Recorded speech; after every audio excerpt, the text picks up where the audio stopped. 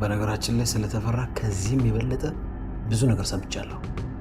ሰውየው ከአውሬ በላይ ነው ብላችሁ ለዚህ ነው። እሺ ቆይ አሁን ምን ልናደርግ ነው?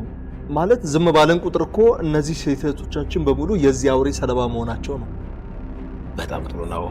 የዚህ ሰውዬ ከባድነት በጣም የተረዳ መሰለኝ። እና ወደ ኋላ እና ፈግፍግ ልትለኝ ባልሆነ ብቻ መቼም አናደርገው። አንገቴን ለስለት ትሰጣለች። እባክህ ነው ስሜት ያቱ ሲምባ ለማለት የፈለገው ቢያንስ ልንጋፈጠው ያሰብነው ነገር በዘጠና ነገር መሆን አለበት። ለይኩን በደንብ አግኝተኛል። ባለፈው ኢንስፔክተሩን ልጅ አግተን በደንብ አናዘነዋል። ከዛን ያን ካሜራ ይዞ ባይገባ ኖሮ የዚህ ሰውዬ ድብቅ ማንነት ጭራሽ ልናውቅ አንችልም ነበር። አሁንም በስሜት ሳይሆን በስሌት መራመድ እንዳለብን ልገልጽላችሁ እወዳለሁ። ግን ደግሞ እኮ በተዘናጋን ቁጥር የእነዚህ ሴቶቻችን ዋጋ በሙሉ አስጊ ደረጃ ላይ ነው የሚሆንብን። እና ምን እናድርግ? ጦር ታጥቀን ከተፈራ ጋር እንዋጋ። እኛ እኮ 3 ነን። ምናልባት እሱ ይሄኔ ሙሉ ጦር ይኖረዋል። ያ ደግሞ አደገኛ ነው። ለዚህ ነው ብልሃት ያስፈልገናል ያልኩ። እኔማ እኮ ደስታዬን ላበስራችሁ ነበር አመጣጤ። ምንድነው እሱ? ስለምን ደስታ? ለማንኛውም ይሄንን ነገር ኖሃ በፍጹም ማወቅ የለባትም። በፍጹም አልገባኝም። ወይ እኛ ማናቀ የተፈጠረ ነገር አለ? ኖሃዬ ነፍሰ ጡር ናት። ምን?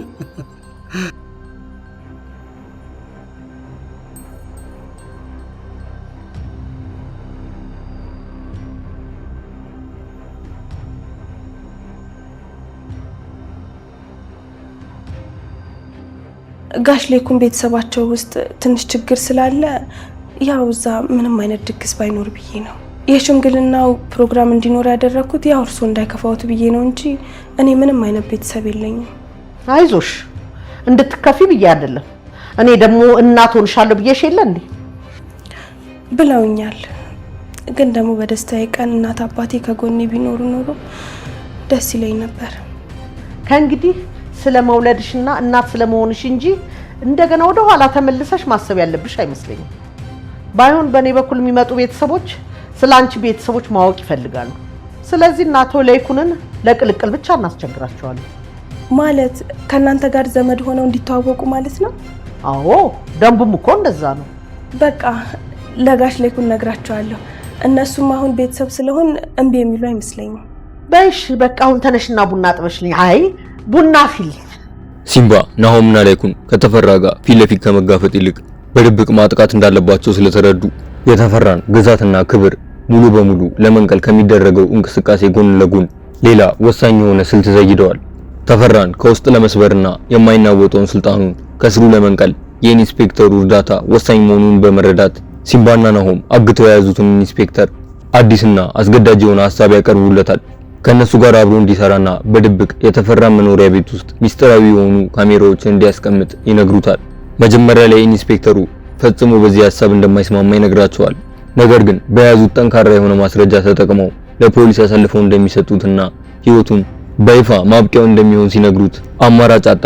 ለራሱና ለሚወዳት ልጁ ህይወት ሲል እነ ሲምባ ባቀረቡለት ሐሳብ ተስማማ። በናሆምና በሲምባ እቅድ መሰረት አንዳችም ጥርጣሬ በማያስገባ ሁኔታ የተፈራ ቤት ውስጥ በድብቅ ካሜራዎችን በተሳካ ሁኔታ አስቀመጠ። በተቀመጡት ድብቅ ካሜራዎች አማካኝነት ሲምባና ናሆም የሚመለከቱት ነገር ግን እጅግ ከባድ፣ አስደንጋጭና ለማመን የሚከብድ ነገር ነበር። ተፈራ ከውጭ እንደሚታየው ተራ ባለጸጋና የተከበረ ሰው ብቻ ሳይሆን ከተለያዩ አደገኛ ወንጀለኞች ጋር በመሆን ህገወጥ የሰዎች ዝውውርን፣ የሰዎች አካልን ንግድ እና ማህበረሰቡን የሚረብሹ እጅግ ከባድ ወንጀሎችን የሚፈጽም የአጥፊዎች ሁሉ ዋና መሪ መሆኑን በካሜራው በግልጽ ይመለከታሉ። የተፈራን ግፍ ለመበቀልና ህገወጥ ግዛቱን ከስር መሰረቱ ለመንቀል ጽኑ ውሳኔ ተይዞ በነበረበት ሰዓት ቤቱንና ቤተሰቡን በደስታና በአዲስ ተስፋ የሚያሞቅ አስደሳች ዜና ብቅ አለ። ኑሐሚን ነፍሰ ጡር መሆኗን ለናሆም ታበስረዋለች። ናሆም የሰማውን ነገር ማመን ከብዶት የምርሽን ነው ኑሐ አባት ለሆን ነው ብሎ በደስታ ከተቀመጠበት ተነስቶ ያቅፋታል።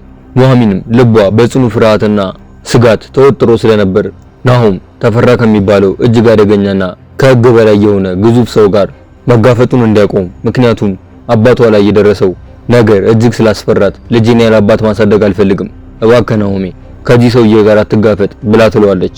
ናሆምም በደስታ ስሜት ውስጥ ሆኖ ስለነበር ኑሐሚን ያለችውን ነገር ብዙም ትኩረት ሳይሰጠው ያለችውን ነገር እሺ ምንም አታስቢ ኑሃ ብሎ ይላታል። ደስታውን መቆጣጠር ያቃተው ናሆም ወደ ቤት እየሄደ እቤት እስኪደርስ አላስችል ስላለው ለእናቱ ዝናሽ የምስራቹንና አዲሱን ዜና ደውሎ ይነግራታል። እማዬ እንኳን ደስ አለሽ አያት ላረግሽ ነው ብሎ ይላታል። የሰማችውን ነገር ማመን የከበዳት ዝናሽ ፊቷ በድንጋጤና በደስታ እንደ ፀሐይ ወራ። በዙሪያቸው ባለው የጥልና የበቀል ማዕበል መሃል አዲስ ህይወት መፈጠሩ ለቤተሰቡ ትልቅ የብርሃን ጭላንጭል ሆነ። የጠፋውን ህይወትና የደረሰውን መራር ጉዳት የሚተካና የቤተሰባቸው ወደፊት ህልውና የሚያረጋግጥ ትልቅ ምዕራፍ ተከፈተ። በዚህ መሃል ግን ናሆምን አንድ የሚያሳስበው ጉዳይ ነበር። የተፈራ ጉዳይ አሁን ለቀሪ ቤተሰብ ደህንነት ብቻ ሳይሆን ለሚመጣውም አዲስ ትውልድ ጭምር መሆኑ ይበልጥ ስላስጨነቀው ኑሐሚን ሳታየው ወደ ነሌኩን ጋር ሄዶ ምን አዲስ ነገር አለ ብሎ ይላቸዋል።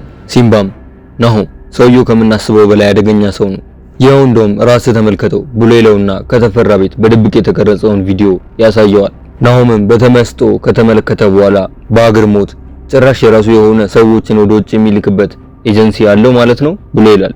ላይኩንም ቀባሌና የሚገርመው ይህ ሳይሆን የሚልካቸውን ሰዎች የሚልካቸው ለስራ ሳይሆን ሰውነታቸውን ፈልጎ ነው። በውጭው ዓለም ሂውማን ቦዲ ብላክ ማርኬት ይሉታል። የሰዎች አካል በህገወጥ ሰዎችን በማገትና እንዲሁም በመግደል የሚፈጸም ንግድ ነው ብሎ ይለዋል። በዚህ ጊዜ ናሆም የሰማው ነገር ይበልጥ ስጋቱን ይጨምርበትና ምን ቆይ ግን እንዴት በዚህ ደረጃ ሰው ሆኖ ሰው ላይ መጨከን ይቻላል ብሎ ይላል። ሲምባም ከተል ይልና በነገራችን ላይ ይሄ ትንሹ ነገር ነው፣ ስለተፈራ ከዚህም በላይ የበለጡ ብዙ ነገሮችን ሰምቻለሁ። ሰውየው አይደለም ከሰው ከአውሬም በላይ ነው ብሎ ይላል። ናሆምን በጭንቀት ተወጥሮ እና አሁን ምን ማድረግ ነው ያለብን? ማለቴ ዝም ብለን መቀመጥ ያለብን አይመስለኝም ብሎ ይላል። ላይኩንም ስሜታዊ ሆነን ምንም ነገር ማድረግ የለብንም። ከዚህ በኋላ እያንዳንዱ እርምጃችን በተጠናና ስልታዊ በሆነ መንገድ ነው መሆን ያለበት ብሎ ይለዋል።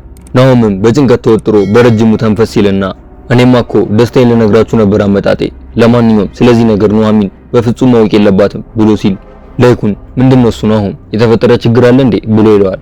ናሆምም አይደለም አባዬ ኑሐሚን ነፍሰ ጡር ናት አባት ልሆን ነው ብሎ ሲል ኑሐሚን ከየት መጣች ሳይባል ፊት ለፊቱ ትቆማለች። ናሆምም በድንጋጤ ይወረራል።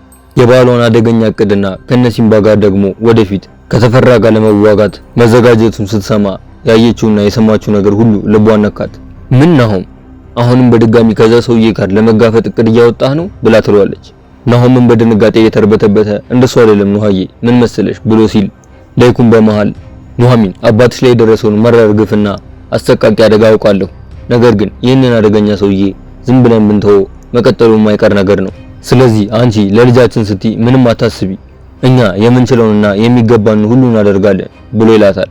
የላይኩን ቁርጠኛ ቃልና ከጎኗ መቆሙ የኑሐሚንን ልብ በከፊል አረጋጋው። የትግሉ ዓላማ ለግል በቀል ብቻ ሳይሆን ለቤተሰቡ ህልውና ሲባል መሆኑ ይበልጥ አረጋጋት። ተፈራ በቤት ውስጥ በድብቅ ካሜራዎች ተተክለውበትና እያንዳንዱ የክፋት እርምጃው በቪዲዮ እየተቀረጸ መሆኑን ፈጽሞ አላወቀም። ተፈራን በጣም እያሳሰበውና እንቅልፍ እየነሳው ያለው ሌላ አሳሳቢ ጉዳይ አለ። የተፈራ ዋና ስጋት የኮማንደሩ በድንገት መሰወርና የሲምባ እንደ ልቡ መንቀሳቀስ ከፍተኛ ጥርጣሬ ፈጥሮበታል። በዚህም የተነሳ ኢንስፔክተሩን ቤቱ ጠርቶ ምን ላይ እንደደረሰ ይጠይቀዋል። ኢንስፔክተሩ ግን በሲምባና በናሆም ጥብቅ ቁጥጥር ስር ውሎ የተፈራን ቤት በድብቅ ካሜራዎች አስሮ የሱንም ሆነ የተፈራ ሚስጥሮች በእጃቸው አስረክቦ ስለነበር ከተፈራ ፊት ቆሞ የሚሰጠው ምላሽ በከፍተኛ ፍርሃትና ውጥረት የተሞላ ነበር።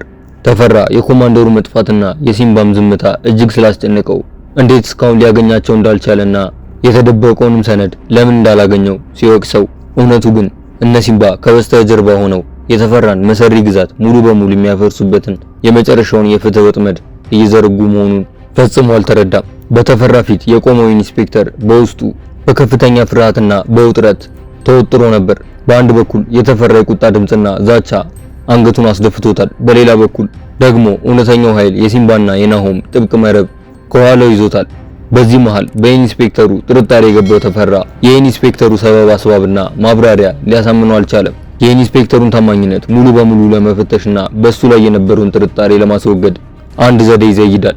ኢንስፔክተሩን ወደ አንድ ወዳረጀና በድብቅ እንደ እስር ቤት የሚጠቀምበት መጋዘን ወስዶ ታስሮ የነበረውን አንድ የታገተ ሰው ሽጉጥ አቀባብሎ ለኢንስፔክተሩ ይሰጠውና ታማኝ መሆንህን የማውቀው አሁን እዚሁ በፊቴ ይህንን ሰው ስትገለው ነው ብሎ ይለዋል። በዚህ ጊዜ ኢንስፔክተሩ በሰማው ትዕዛዝ ደነገጠ። ደሙ በአንድ አፍታ ቆመ።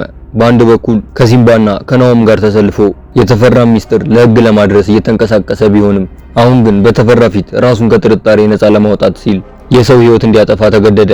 በሌላ በኩል የፋኑኤልን እናት ስታያቸውም ሆነ ድምጻቸውን ስትሰማ በልቧ ከፍተኛ ፍርሃትና ድንጋጤ ይሰማት የነበረችው አምራን የፋኑኤልን እናት እውነተኛ ባህሪ ቀስ በቀስ መረዳት ጀምራለች። ውጫዊ ገጽታቸውና የነበረው ግርማ ሞገሳቸው አስፈሪ ያስመስሏቸው እንጂ በእውነቱ እሳቸው ያን ያክል ከባድ ወይም ጨካኝ ሰው አይደሉም። አምራን ከእሳቸው ጋር በሚኖራት ቆይታ በውስጧ ተከማችቶ የነበረው ጥርጣሬ እና ስጋት ቀስ በቀስ ማራገፍ ጀምራለች። በቀጣይ ክፍል ምን የሚፈጠር ይመስላችኋል? ሐሳብ አስተያየታችሁን ኮሜንት ላይ ያጋሩ። ቀጣዩ ክፍል በፍጥነት እንዲደርሳችሁ ቻናሉን ሰብስክራይብ በማድረግ የደወል ምልክቷን ይጫኑ። እንዲሁም ቪዲዮውን ላይክ፣ ሼር በማድረግ ለሌሎች እንዲደርስ ያጋሩ። በቀጣይ ክፍል እስክንገናኝ እስከዛው ሰላም ቆዩ።